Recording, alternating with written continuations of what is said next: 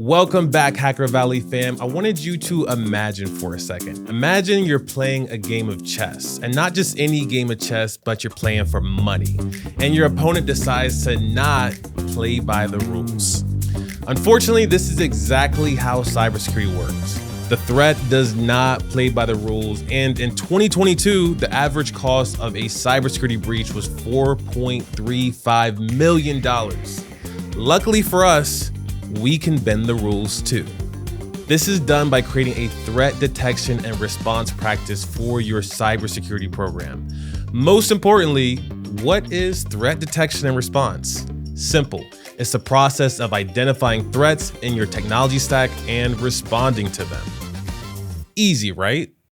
Not really, because what happens if you identify a threat on a Friday evening? This happens on every team at some point, and that's why I'd like to introduce you to my friend, security automation. Security automation is exactly what many companies and teams leverage to stay one step ahead of cyber criminals. They don't stop, so why should we? Or at least our automation.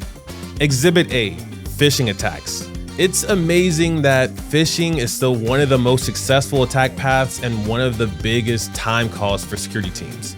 In the context of threat detection and response, phishing is one of the first use cases that many security teams attempt to automate.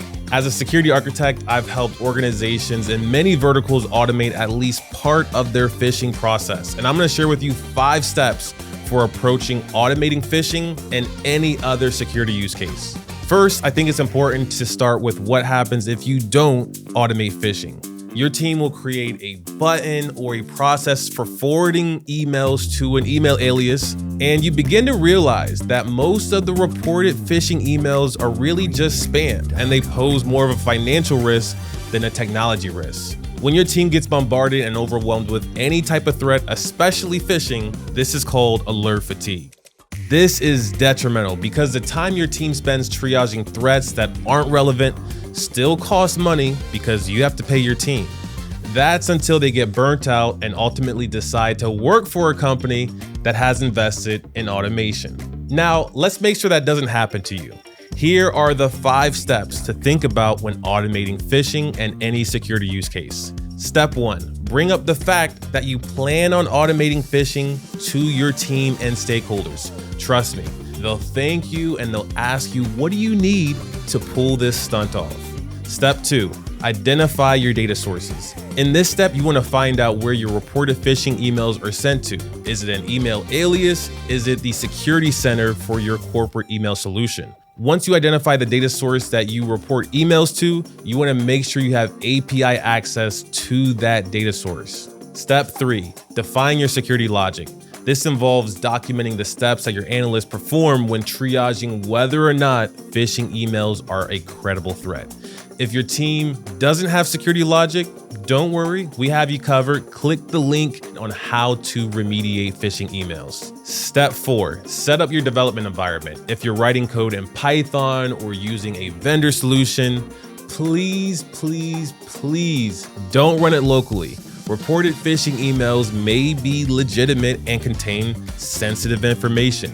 You want to consider finding a secure environment to where you can test out your automations. When you're setting up your development environment, you also want to set up any dependencies. I spent years using source solutions to automate phishing emails, and in this step, I'd have to set up my development environment to my data sources to ensure that I can test out my processes before putting them in production.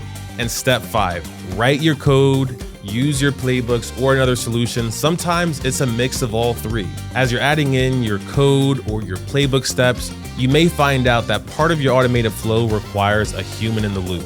This is completely normal. Automation is an iterative process, and you most likely can't finish it all in a single day. These 5 steps work well for automating phishing and really any other threat detection and response use case. So, what are you going to automate next?